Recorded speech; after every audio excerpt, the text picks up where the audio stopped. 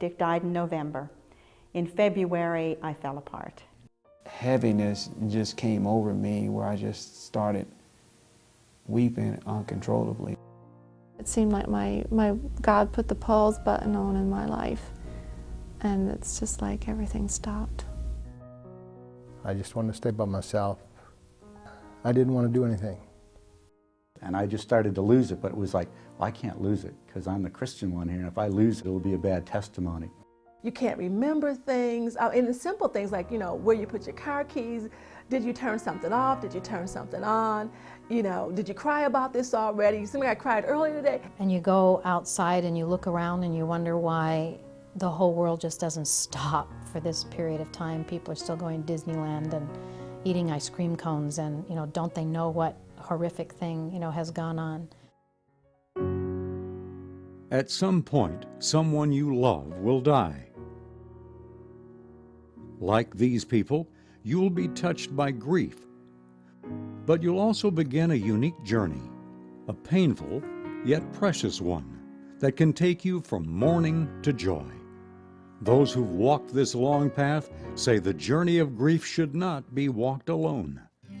That's why there's Grief Share, a special group designed to help you along your journey of grief. At each Grief Share session, you'll hear from people who've lost loved ones. They'll share what they did to heal from their grief and how they've discovered the strength to go on. The best thing I can tell you is to lean into it.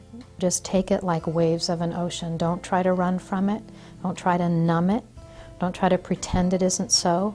Also, each session contains excerpts from interviews with the Christian community's leading experts on grief recovery, many of whom have been touched by grief. Grief is the price you pay for loving someone, because if there were no love, there'd be no grief. Christ wept before the tomb of a dear friend, and in so doing pictured for us that it's not wrong to grieve.